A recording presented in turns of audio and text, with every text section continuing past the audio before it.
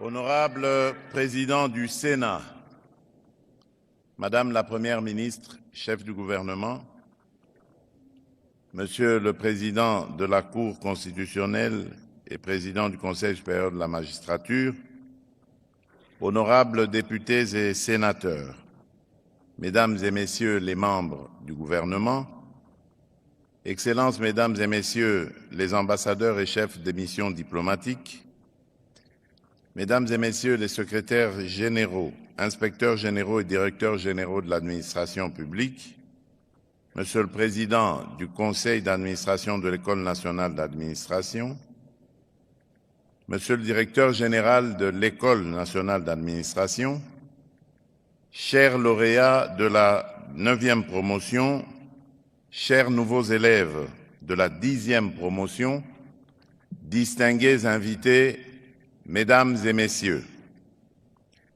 c'est pour moi un moment de fierté et de responsabilité d'être parmi vous à l'occasion de cette cérémonie couplée à la fois sortie officielle de la 9e promotion et accueil de la 10e promotion de l'École nationale d'administration, ENA en sigle.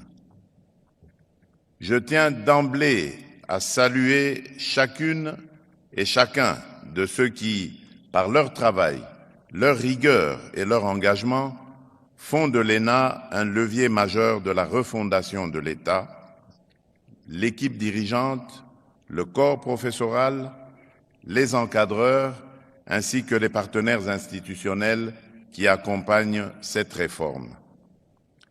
Permettez-moi de rappeler une conviction forte qui guide mon action. La plus grande richesse de la République démocratique du Congo ne réside pas d'abord dans l'abondance de ses ressources naturelles, mais dans son génie humain, dans la capacité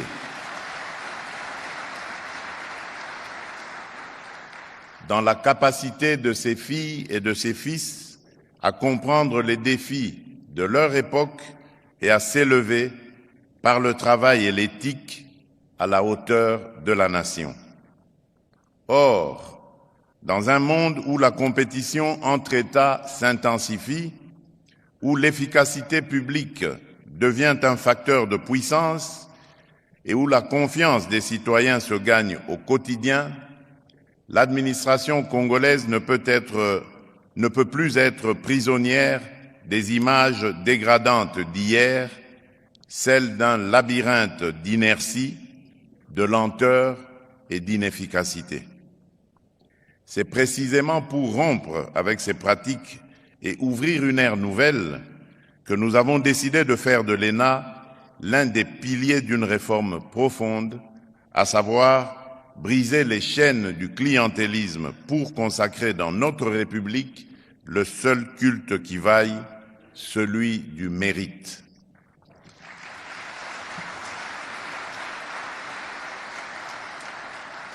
Mesdames et Messieurs, chaque fois que je préside une cérémonie comme celle-ci, j'ai une pensée particulière pour celles et ceux qui incarnent, souvent dans le silence, la continuité de l'État et la dignité de notre souveraineté.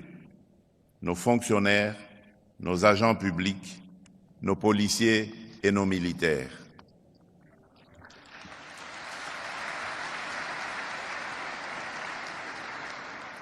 Aujourd'hui encore, alors que notre pays fait face à une agression vile, barbare et prédatrice à l'Est, beaucoup restent debout sous le feu, refusant de céder un seul pouce de notre territoire.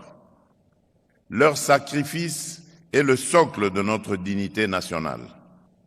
Qu'ils trouvent dans nos paroles et dans nos actes l'écho de notre reconnaissance et la preuve que la République ne les oubliera jamais.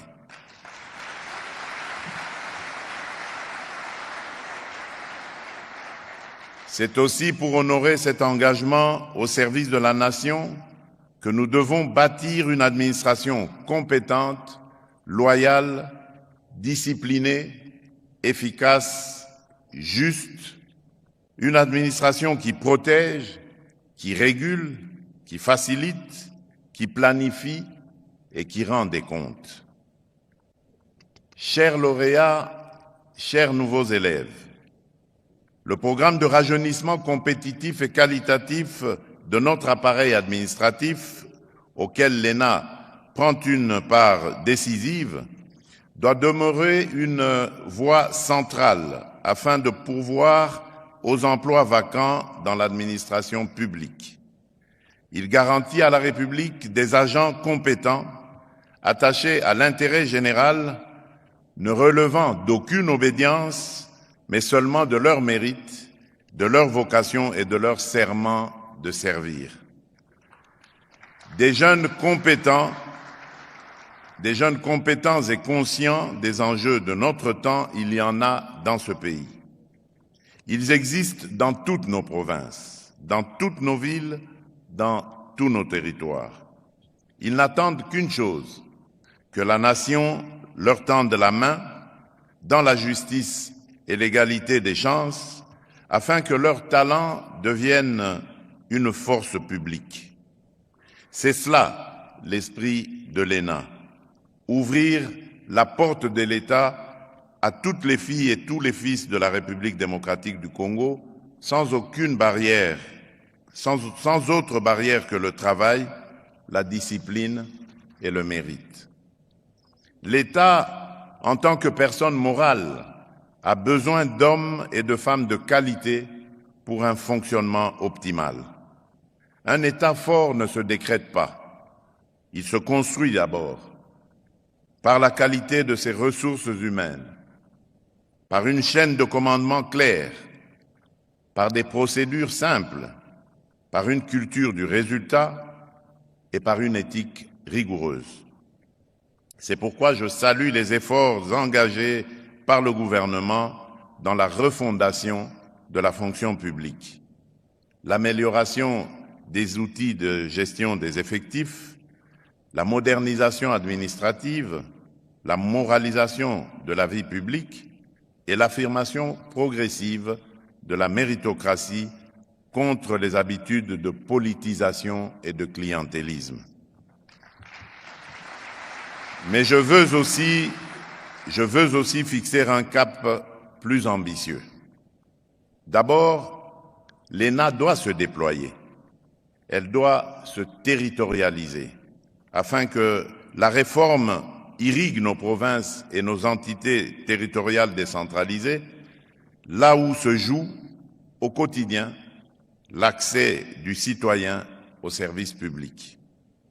Ensuite, l'excellence doit disposer d'un lieu à sa mesure, le projet du campus de l'ENA.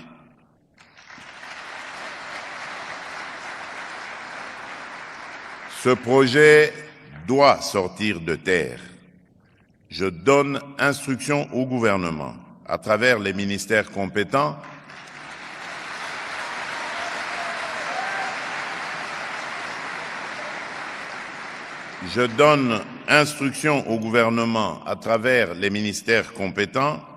de me soumettre une proposition concrète dans des délais rapprochés afin que ce projet ne demeure pas une intention, mais devienne une réalité visible, utile et durable.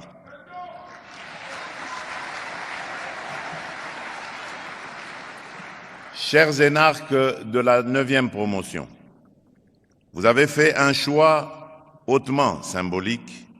Vous avez placé votre promotion sous le nom du général Mamadou Ndala.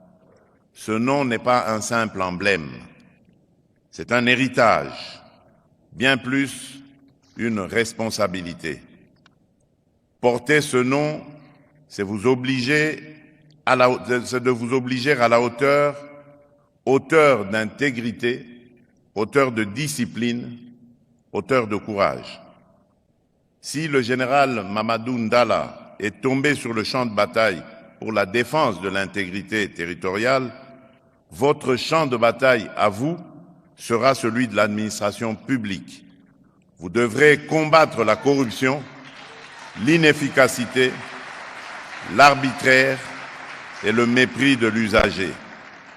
Je répète, vous devrez combattre la corruption, l'inefficacité, l'arbitraire et le mépris de l'usager.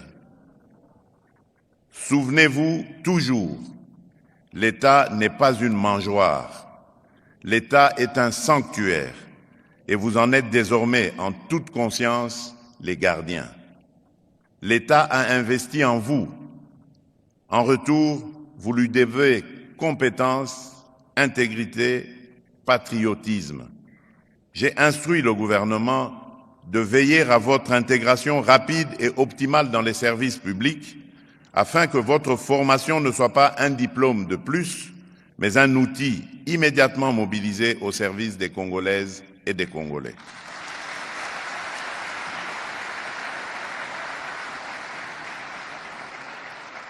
Chers nouveaux élèves de la 10e promotion, vous commencez aujourd'hui une formation exigeante après une sélection rigoureuse et hautement compétitive. Vous devez en être fiers, mais surtout dignes, par votre discipline, votre travail, votre humilité et votre sens d'éthique. La nation place en vous une grande espérance. Vous êtes appelés à perpétuer et à approfondir l'œuvre de refondation de notre administration. Vous devrez apprendre la méthode, l'esprit de service, la loyauté à la République et la culture du résultat. Vous devrez surtout comprendre que servir l'État n'est pas un privilège, c'est une charge. Et que la première richesse d'un fonctionnaire de l'État, ce n'est pas l'accès aux moyens publics, mais la confiance du peuple. Mesdames et messieurs, en ce jour, je forme le vœu que l'École nationale d'administration demeure une fabrique de confiance et un laboratoire d'excellence. Que notre administration devienne progressivement, mais sûrement, un instrument de transformation nationale. Et que chaque citoyen, de Kinshasa à Kasumbalesa, de Goma à Zongo, sente concrètement que l'État est à son service. Que vive la réforme et la modernisation de l'administration publique. Que Dieu bénisse la République démocratique du Congo et son peuple. Je vous remercie. Excellences, Monsieur le Président de la République, chef de l'État, avec l'expression de ma plus haute révérence et de mes hommages les plus déférents. Honorable Président de l'Assemblée nationale, Honorable Président du Sénat,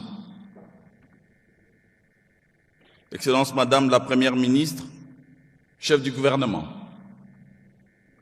Monsieur le Président de la Cour constitutionnelle, Président du Conseil supérieur de la magistrature, honorables députés nationaux et sénateurs, Mesdames et Messieurs les membres du gouvernement, chers collègues, Messieurs les ambassadeurs et chefs de mission diplomatiques, Monsieur le Président, le Premier Président de la Cour des comptes, Monsieur le Président des institutions d'appui à la démocratie, Mesdames et Messieurs les secrétaires généraux de l'administration publique, Monsieur le gouverneur de la ville de Kinshasa, Monsieur le Président du Conseil d'administration de l'ENA, Monsieur le Directeur général de l'ENA, Mesdames et Messieurs, distingués invités en vos titres et qualités, chers énarques, administrateurs civils et chers élèves de l'ENA. Il est des cérémonies qui relèvent du calendrier républicain. Il en est d'autres qui relèvent de l'histoire. La cérémonie qui nous réunit aujourd'hui appartient indubitablement à cette seconde catégorie. Car nous ne sommes pas réunis ici seulement pour commémorer 3 événements institutionnels les 10 ans de l'École nationale d'administration, la sortie solennelle de la 9e promotion, l'entrée de la 10e, comme l'a annoncé le modérateur et la modératrice. Nous sommes ici réunis pour célébrer une transmission de flambeaux républicains, un passage de relais entre générations appelées à servir l'État avec rigueur, honneur et responsabilité.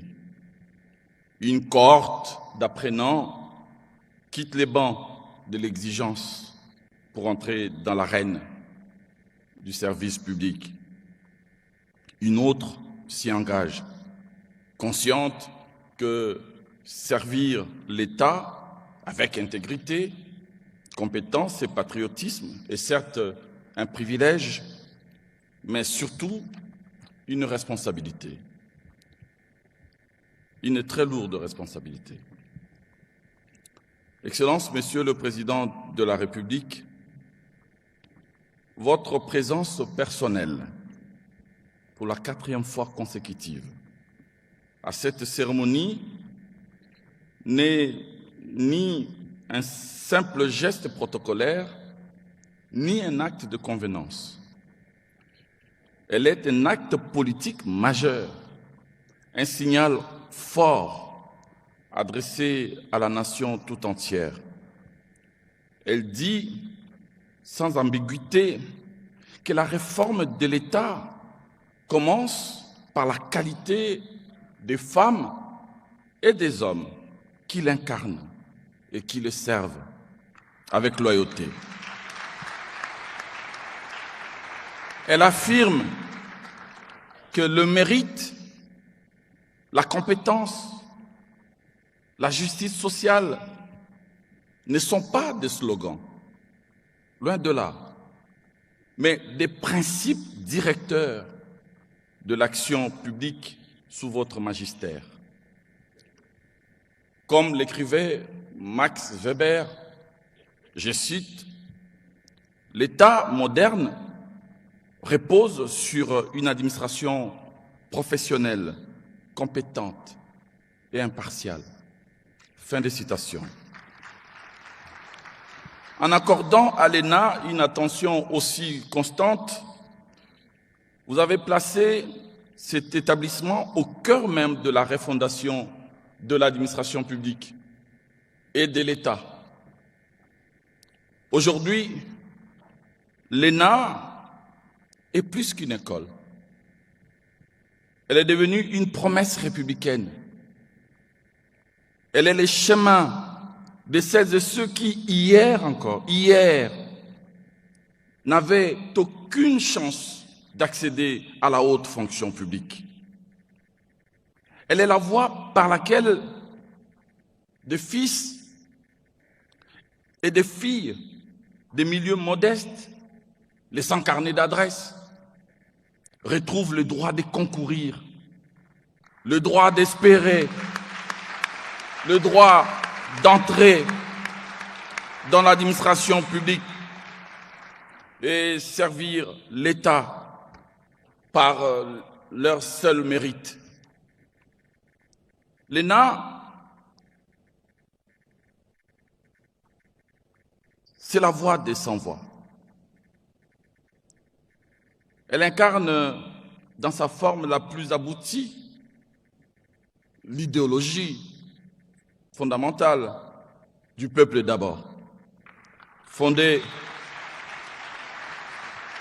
sur le principe sacré de l'égalité des chances et de l'égalité des traitements de tous devant les lois et les institutions de la République.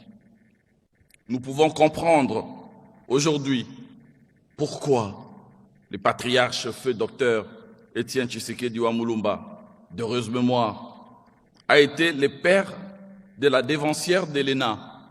J'ai cité l'ENDA, l'École nationale des droits et d'administration, au travers de laquelle, dans un contexte de politisation à outrance de l'administration publique, il prôna, contre vents et marées, la méritocratie et l'égalité des droits, lequel cessait alors d'être un idéal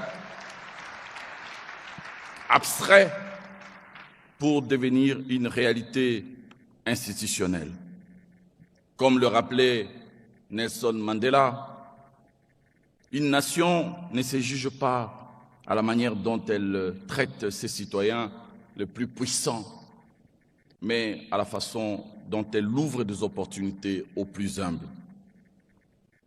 La réforme de l'administration publique que nous conduisons sous la coordination de son Excellence Madame la Première ministre, Judith Souminois, repose sur 3 piliers fondamentaux: les hommes, les règles et les outils. Les hommes, nous les formons. Les règles, nous les modernisons. Les outils, nous les numérisons. L'ENA est au cœur de ces premiers piliers stratégiques. Elle est le levier principal de la professionnalisation de l'État. Nous réformons l'ENA pour réformer l'État.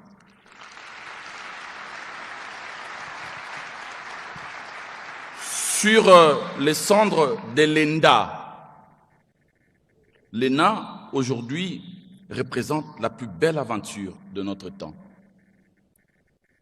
qui fait effondrer les systèmes de privilèges, de recommandations, pour ne laisser de la place qu'à la seule méritocratie. En 10 ans, ça a été ici indiqué, 842 énarques et administrateurs civils ont été formés, sans compter les 100 élèves de la 10e promotion que nous accueillons aujourd'hui. Les premières années ont été difficiles et compliquées, c'est le moins qu'on puisse dire, pour les élèves de l'ENA. Lorsque, grâce à votre manifeste volonté, Excellence Monsieur le Président de la République, nous sommes arrivés à la tête du ministère de la fonction publique, il y avait pratiquement toute une promotion en train de poireauter, en train d'attendre d'être mise effectivement en service. Ce n'est pas un secret. Les énarques avaient beaucoup de mal à être acceptés, à être mis en service, et encore plus à avoir l'attention et la considération qu'ils méritent. J'étais moi-même sidéré que certains me disent d'être confinés dans des rôles d'hôtesse ou d'agents de courrier, malgré la qualité de la formation reçue et l'investissement, surtout public, consenti. Les moins chanceux faisaient simplement les couloirs.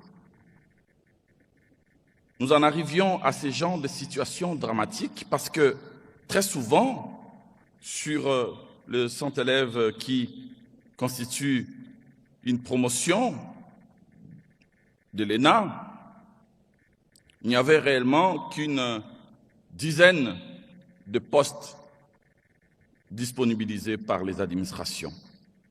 Le gros des postes, surtout dans les administrations stratégiques de notre pays, était déjà réservé aux membres des partis politiques, membres des églises, enfants, neveux et nièces de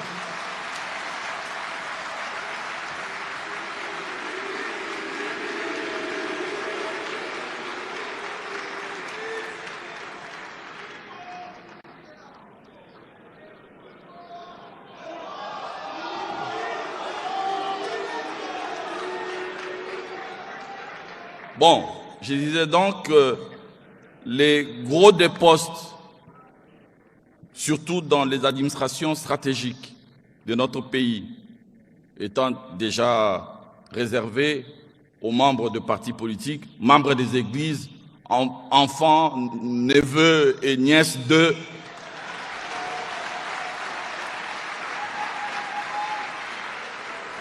Et voire même aux cousins du village. Aujourd'hui, tout cela a changé et rien n'est plus comme avant. Partant des instructions claires reçues de votre très haute autorité, Excellence, Monsieur le Président de la République, dans le cadre de la mise en œuvre de votre vision pour la refondation de l'État, une nouvelle trajectoire a été prise et une dynamique positive s'est installée.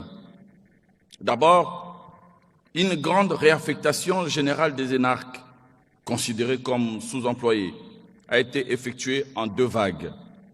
Ensuite, nous avons assuré un réajustement de la prime des administrateurs civils, qu'ils appellent affectueusement la PAC. Il ne faut surtout pas y toucher si on voulait la paix. En même temps que les grades au sein de leur corporation, car à l'époque, les 6 promotions étaient désespérément au même grade de recrutement. À ces jours, environ 3 ans après la signature des derniers actes de promotion, je suis en train d'examiner la possibilité de procéder dans les semaines qui viennent une nouvelle fois au réajustement des grades.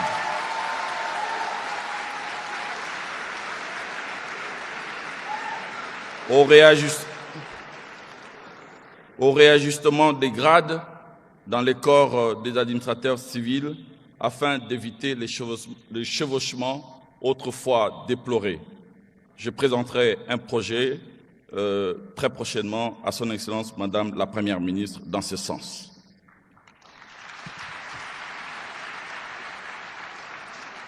S'agissant justement des postes d'affectation, je me suis employé dès le démarrage de la scolarité d'une nouvelle promotion à matraquer, oui, matraquer, mais au sens figuré, le responsable des services pour qu'ils identifient les postes viables et valorisants pour la sortie des énarques.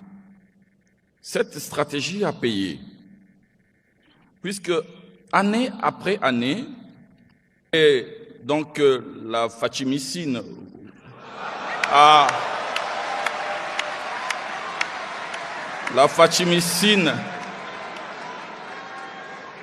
réussi à neutraliser les pesanteurs et autres antivaleurs qui plombaient, tels de farouches bactéries et autres virus, les corps de la nation congolaise.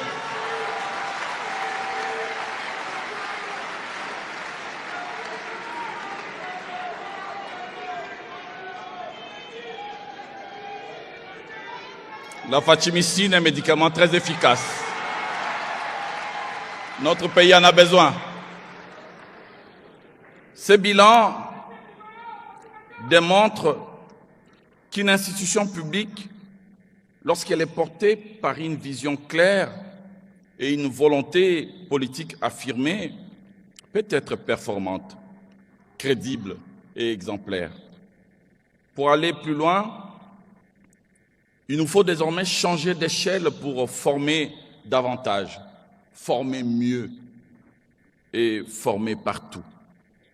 Cela implique notamment la construction du campus moderne de l'ENA, le déploiement progressif de pôles de formation en province, l'ouverture accrue de la formation continue aux agents en cours de carrière.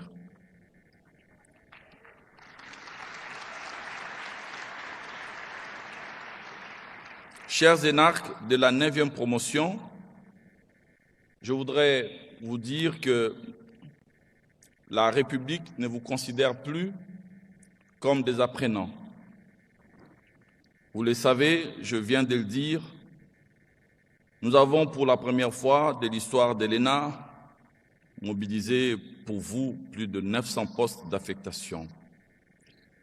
Vous avez opéré chacun, en ce qui le concerne, à l'occasion de l'amphigarnison organisée le 28 janvier dernier, 3 choix. Et je vous l'avais promis, j'ai fait les choix en vertu des compétences qui me sont dévolues. Je n'ai pas envoyé les géologues à la santé, les vétérinaires aux mines, encore moins les chimistes au budget.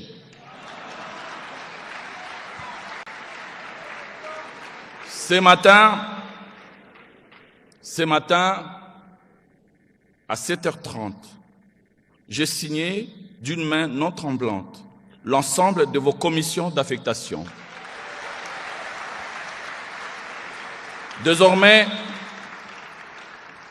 vous êtes dépositaire de l'autorité de l'État et êtes des garants de l'intérêt général. N'oubliez jamais que l'administration n'est pas une machine impersonnelle. Elle est le visage quotidien de l'État pour les citoyens. À travers vous, les citoyens jugeront la République. À travers vos décisions, il ressentira la justice ou l'injustice publique.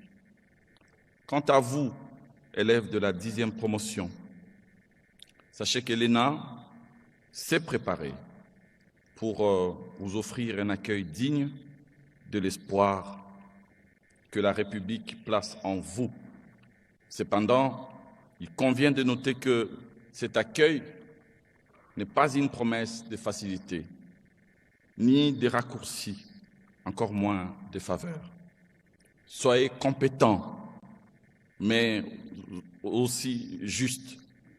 Soyez rigoureux, mais aussi humains. Soyez loyaux, mais aussi courageux. Dans tous les cas, soyez ces patriotes qui vont aider le président Félix Antoine Tshisekedi Tshilombo, aujourd'hui, demain et après-demain, à faire de la RDC le pays de tous les possibles. Que vive l'École nationale d'administration, que vive l'administration publique congolaise, que Dieu protège la République démocratique du Congo, son peuple et son président.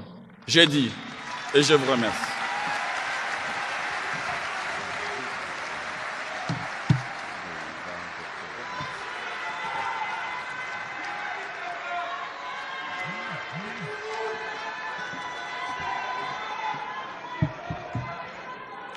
Merci, Excellence.